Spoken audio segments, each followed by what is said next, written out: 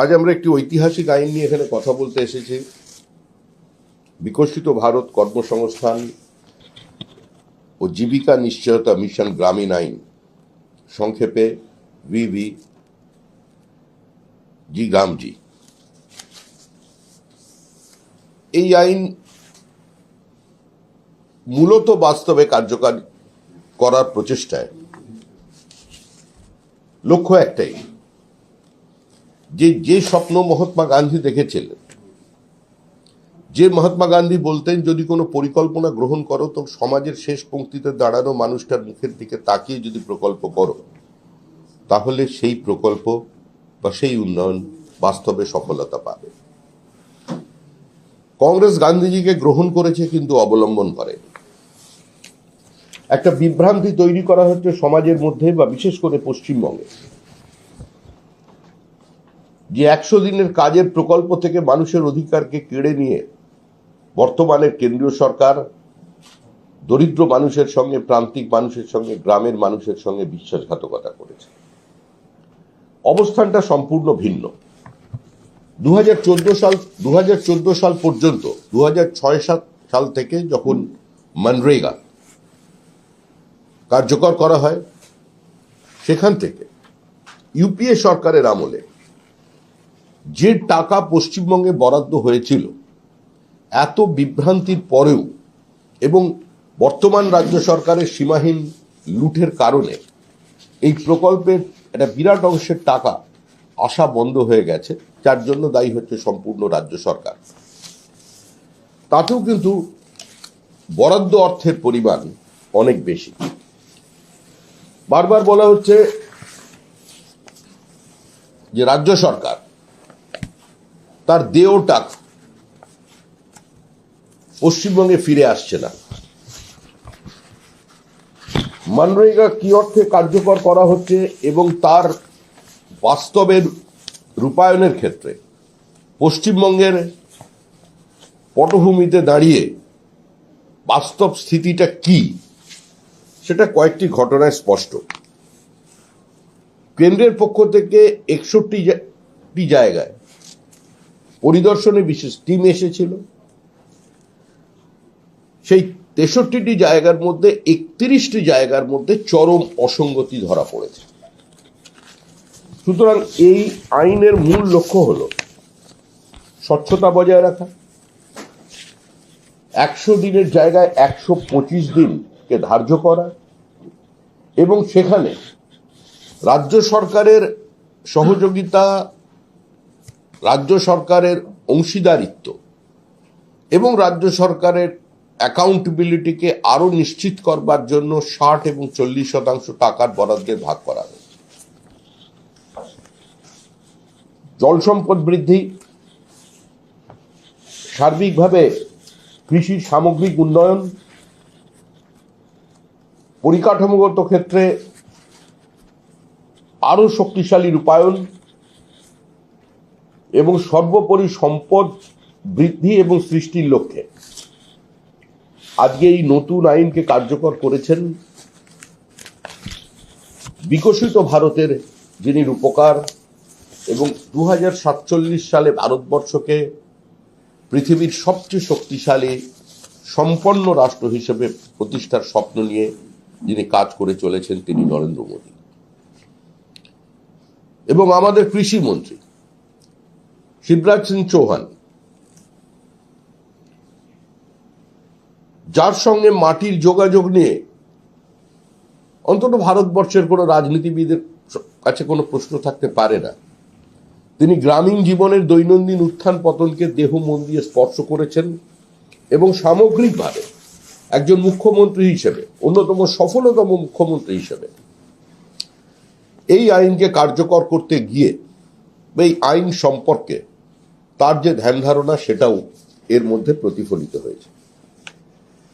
মূল লক্ষ্য হচ্ছে, যদি জল নিরাপত্তার কথা আমরা চিন্তা করি, ভূগর্ভস্থ জল নিরাপত্তার ক্ষেত্রে বা সেটাকে সংরক্ষণের ক্ষেত্রে এই আইনের মধ্যে যারা কাজ করবেন তার উপর একটা নির্দিষ্ট নজরদারি রাখার প্রয়োজন আছে। বিভিন্ন জায়গায় এআইকে কাজে লাগিয়ে এই ব্যবস্থাকে বাস্তবায়িত করবার চেষ্টা হবে। জিও ট্যাগিং এবং তার সঙ্গে বায়োমেট্রিক্সের মধ্যে দিয়ে যারা কাজ করছেন তার প্রকৃত পরিসংখ্যান যাতে দুই সরকারের কাছেই উঠে আসতে পারে, রাজ্য এবং কেন্দ্রীয় সরকার, তাকে সুনিশ্চিত করতে হবে। পশ্চিমবঙ্গে এই মুহূর্ত পর্যন্ত 25 লক্ষ ভুয়ো জব কার্ডের সন্ধান পাওয়া গেছে এবং যত তদন্ত বাড়ছে এই কার্ডের সংখ্যাও তত বাড়ছে। এক ফান্ডের টাকা অন্য জায়গায় সাইফন অফ করে নিয়ে যাবার যে ব্যবস্থায় রাজ্য করেছিল বা কিছু কিছু ক্ষেত্রে এ ধরনের বিচ্যুতি দেখা গেছিল অন্য রাজ্যের ক্ষেত্রে, সেটাকে সম্পূর্ণরূপে বন্ধ করে দেওয়ার জন্য এই আইন 2025 সাল থেকে বাস্তবায়িত হবে।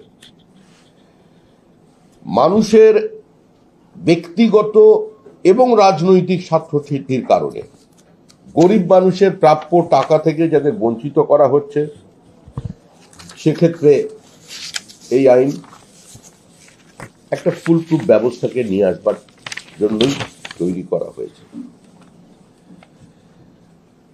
কৃষি কাজে বা ফসল তোলার ক্ষেত্রে যাতে কোনোভাবেই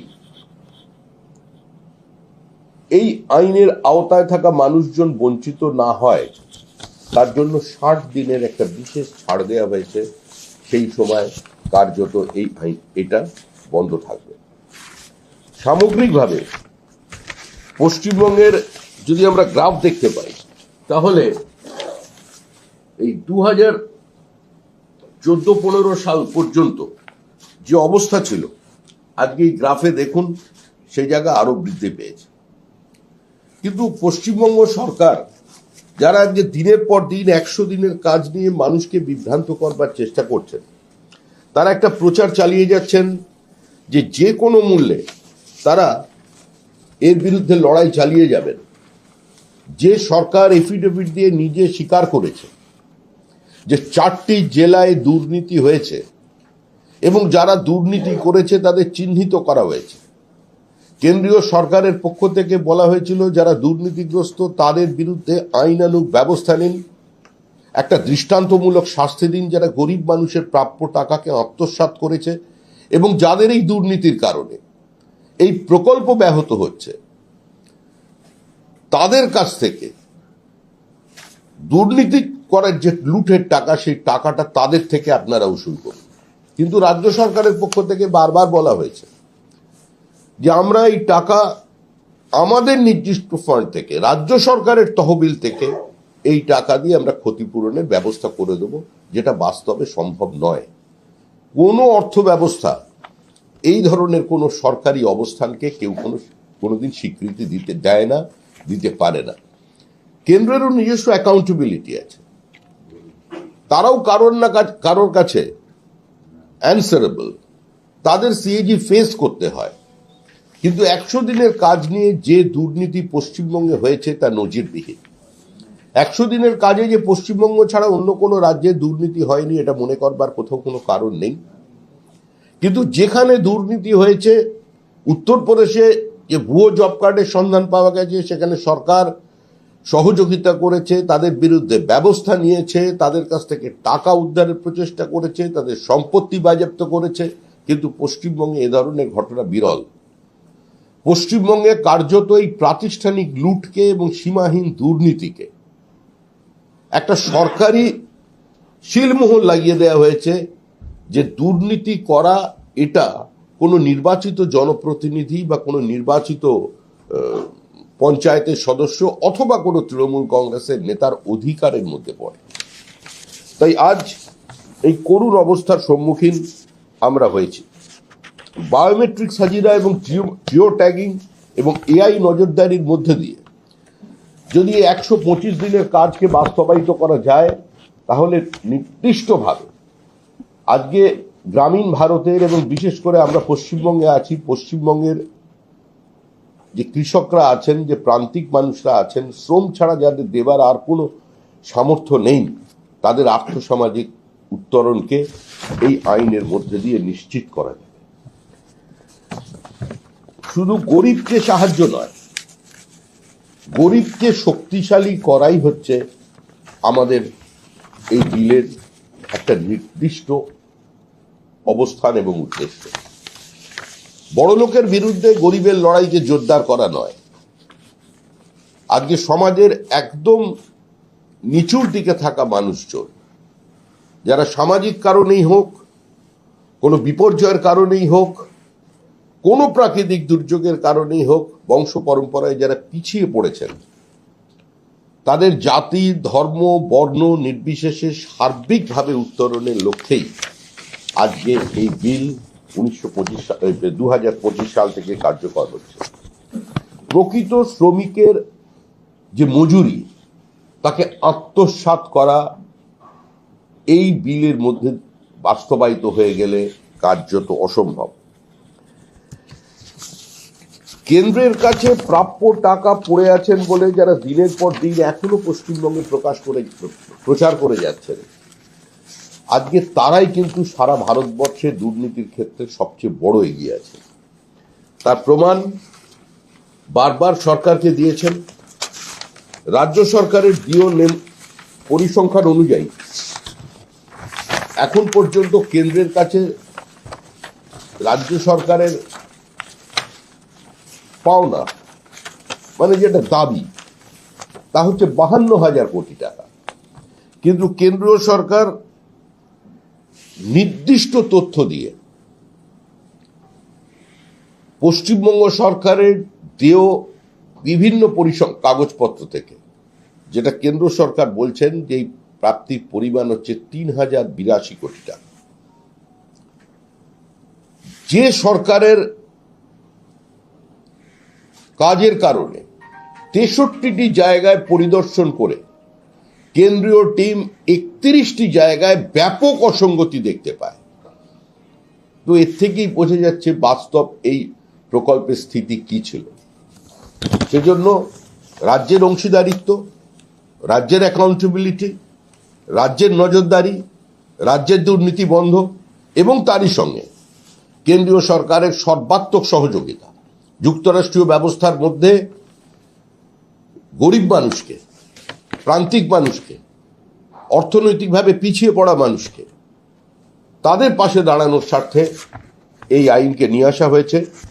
এবং আমরা বিশ্বাস করি গ্রাম বাংলার সচেতন মানুষ, শহরে বসবাসকারী বা আধা শহরে বসবাসকারী প্রান্তিক মানুষ, যাদের এই কাজের প্রয়োজন আছে, তাদের কাজকে নিশ্চিত করবার জন্য এই আইন আনা হয়েছে।